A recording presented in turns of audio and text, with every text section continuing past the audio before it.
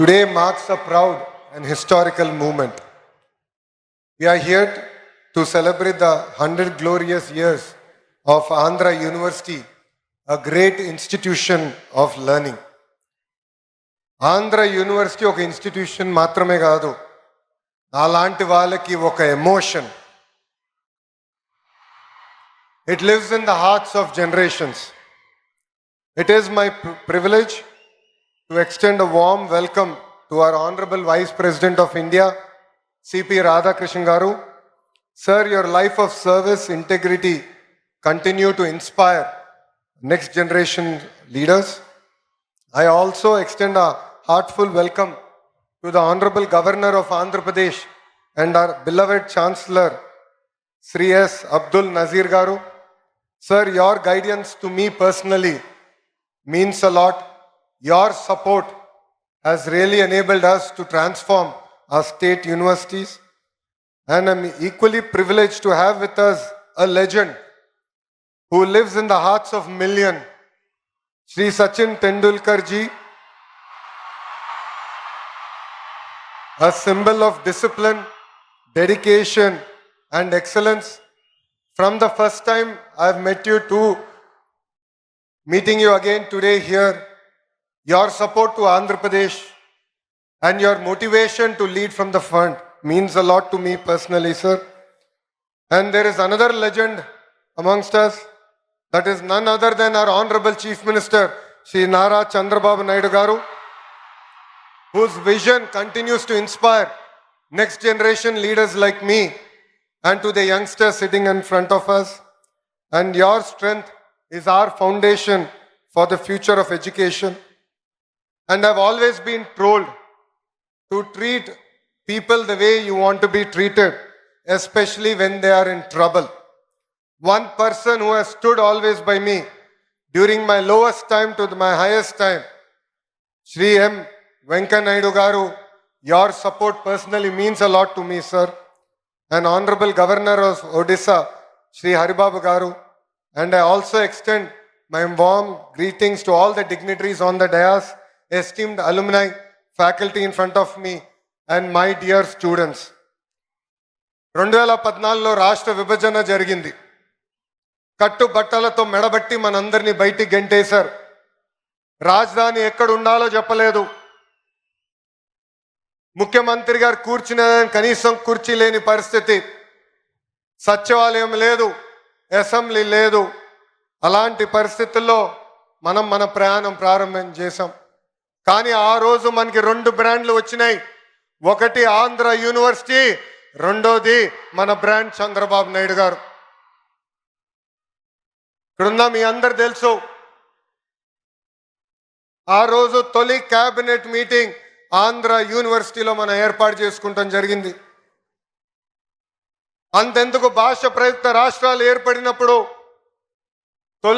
తొలి అసెంబ్లీ సమావేశాలు కూడా ఆంధ్ర యూనివర్సిటీలోనే ఏర్పాటు చేసుకుంటాం జరిగింది. ఆంధ్ర యూనివర్సిటీ ఒక పేరు మాత్రమే కాదు, 100 ఏళ్ల చరిత్ర.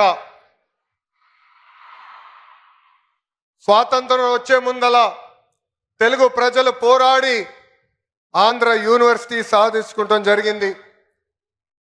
మన యూనివర్సిటీ అనేక రికార్డులు సాధిస్తాం జరిగింది.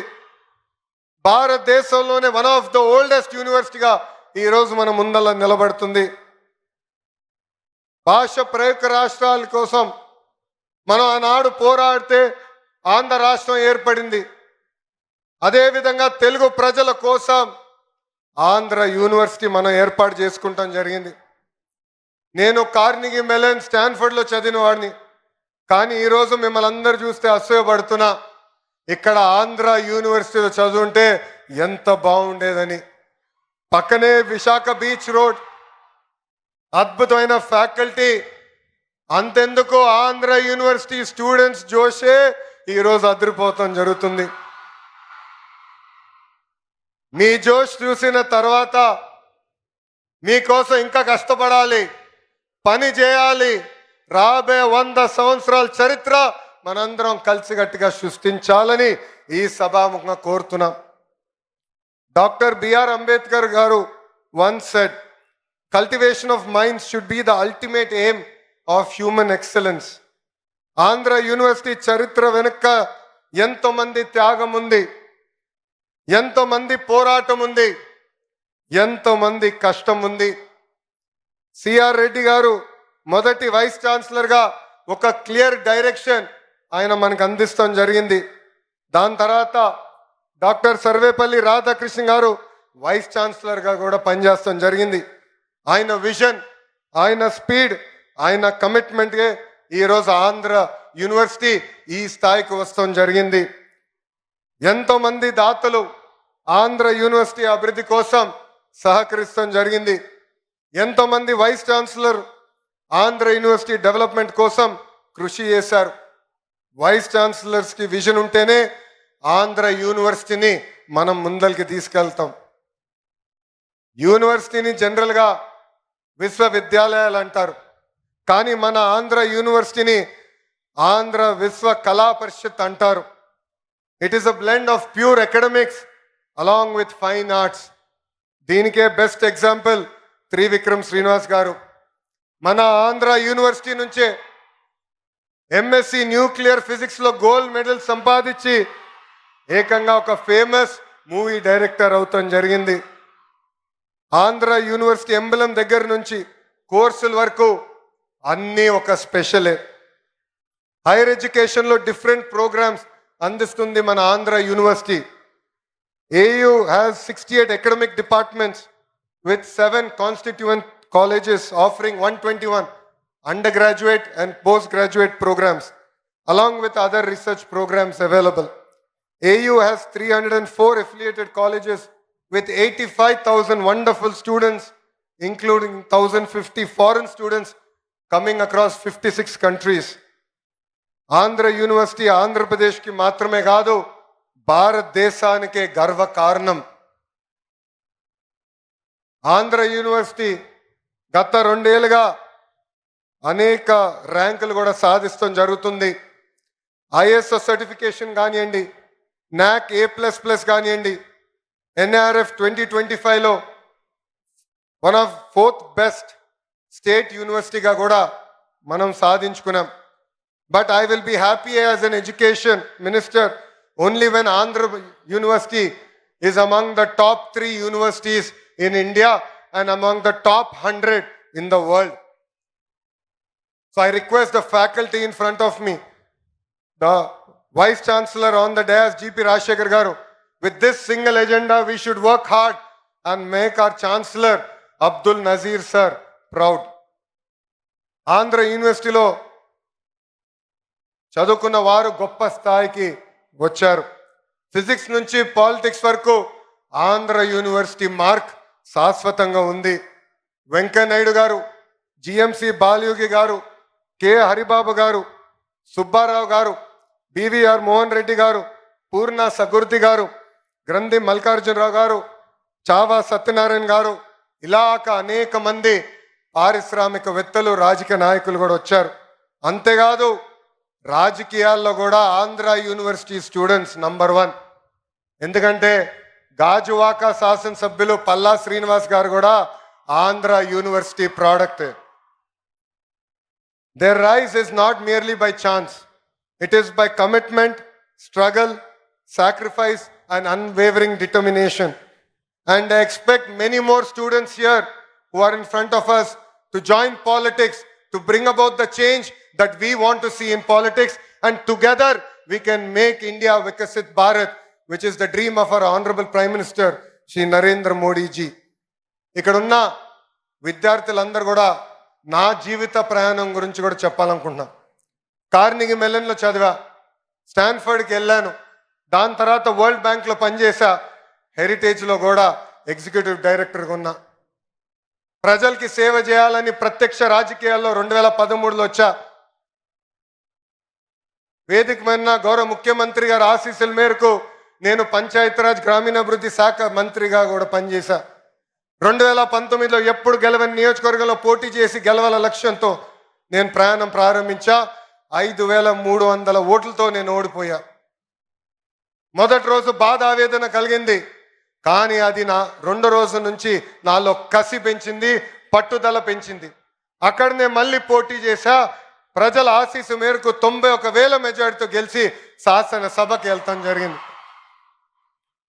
ఇది ఇక్కడున్న మీ అందరికి ఎందుకు చెప్తున్నానంటే, if there is no risk, there is no story. On the dais you see eminent personalities who have achieved great things in their lives, but they are here today because they have sacrificed a lot. They face tremendous amount of challenges. So all the youngsters in front of me, every failure is a stepping stone for success. I have redefined fail. It is our first attempt in learning. We should take this in spirit. It should build fire in our belly, and we should go achieve what we want to achieve in our lives. AU 100 ఏళ్ల ప్రయాణం పూర్తి చేసుకుంది. కాలం మారుతుంది, టెక్నాలజీలు కూడా మారుతున్నాయి. అందుకే vice chancellor గారి ఆధ్వర్యంలో మన కరికులంలో కూడా మనందరం మార్చుకోవాల్సిన అవసరం ఉంది. ఇండస్ట్రీ కనెక్ట్ కూడా చాలా చాలా అవసరం. గౌరవ ముఖ్యమంత్రి గారు ఈ సమావేశానికి వచ్చే సమయంలో కూడా ఆయన డిపార్ట్మెంట్ రివ్యూ చేసి చాలా స్పష్టంగా చెప్పారు, ఇండస్ట్రీ అకాడమియా కనెక్ట్ అవసరం ఉంది. కేవలం క్లాసెస్లో చదువుకుంటాం కాదు, కనీసం 1 సంవత్సరం అన్న ఫీల్డ్కి వెళ్ళాలి, వాస్తవాలు తెలుసుకోవాల్సిన అవసరం పిల్లలందరిపైన ఉందని చెప్తాం జరిగింది. అది డైరెక్షన్ నేను స్వీకరిస్తున్నా. తప్పనిసరిగా ఆ మార్పు కూడా మేము తీసుకొస్తామని గౌరవ ముఖ్యమంత్రి గారికి నేను తెలియజేస్తున్నా. మనందరం చూస్తున్నాం, 4 సంవత్సరాలు మీరు అద్భుతంగా కష్టపడి చదువుకుంటారు, కానీ ఉద్యోగాలు వచ్చేదానికి కొంచెం ఇబ్బంది పడతారు. తర్వాత స్కిల్ డెవలప్మెంట్ అని కరెక్ట్గా 4 నెలలు మీరు అక్కడికి వెళ్ళిన వెంటనే నేర్చుకున్న వెంటనే మీకు ఉద్యోగాలు వచ్చే పరిస్థితి. ఇదే అంటారు స్కిల్ గ్యాప్. దీనికి ఫుల్ స్టాప్ పెట్టాల్సిన బాధ్యత మా అందరిపైన ఉంది. దానికి మేము అహర్నిశలు కష్టపడతామని ఈ సభాముఖ పిల్లలందరికీ మేము తెలియజేస్తున్నాం. అతి చిన్న వయసులో నన్ను విద్యాశాఖ మార్చులుగా గౌరవ ముఖ్యమంత్రి గారు నియమించారు. నేను విద్యాశాఖ మంత్రి అవుతున్నానంటే చాలా మంది నాకు చెప్పారు, అది కఠినమైన పోర్ట్ఫోలియో, మీకు అవసరమా అని. అందుకే కావాలి, భారతదేశ చరిత్ర తిరిగి రాయాలంటే మా పిల్లలే తిరిగి రాయగలుగుతారు. అందుకే ఈ ఛాలెంజ్ని నేను స్వీకరిస్తున్నానని చెప్తాను జరిగింది. ఇంకా మార్పులు తీసుకురావాలి, నిధులు కేటాయించాలి.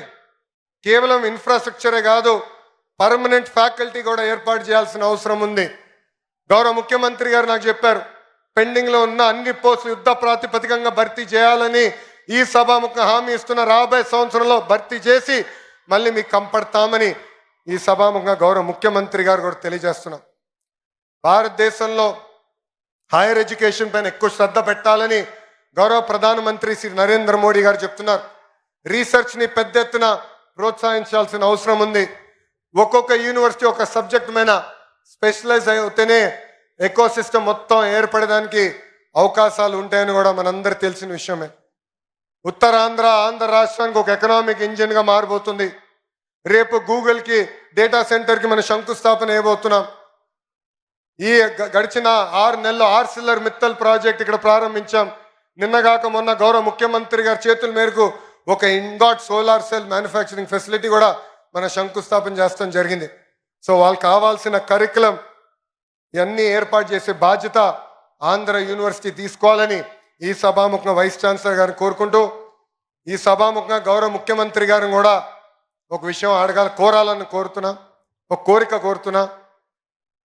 అడగంది అమ్మ కూడా పెట్టదంటారు సార్. అందుకే ఆంధ్ర యూనివర్సిటీకి కనీసం 250 కోట్ల నిధులు కేటాయించి రీసెర్చ్ని పెద్ద ఎత్తున ప్రోత్సహించాలని ఈ సభాముఖంగా గౌరవ ముఖ్యమంత్రి గారిని నేను కోరుకుంటున్నాను. అంతేకాకుండా ఇక్కడ ఉన్న ఫ్యాకల్టీని, వైస్ ఛాన్సలర్ గారిని నేను గతంలో కలిసినప్పుడు చెప్పా, రాబోయే 100 సంవత్సరాలకి మనం ఒక విజన్ డాక్యుమెంట్ తయారు చేయాలి.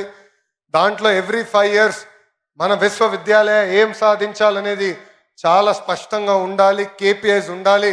అది రూపొందించి మన స్టూడెంట్స్ టెనెట్ ముందలు పెట్టి వాళ్ళ ఫీడ్బ్యాక్ కూడా తీసుకుని రాబోయే 100 సంవత్సరాల విజన్ డాక్యుమెంట్ తయారు చేయాలని ఈ సభ ముఖంగా మిమ్మల్ని అందరు కోరుకుంటూ, నాకు ఇంత అద్భుతమైన అవకాశం ఇచ్చిన మీ అందరికీ పేరు పేరున నా హృదయపూర్వక ధన్యవాదాలు తెలుపుకుంటూ మీ అందరి దగ్గర నుంచి సెలవు తీసుకుంటున్నా. జై హింద్. అందరు నాతో చెప్పాలి, జై హింద్, జై హింద్.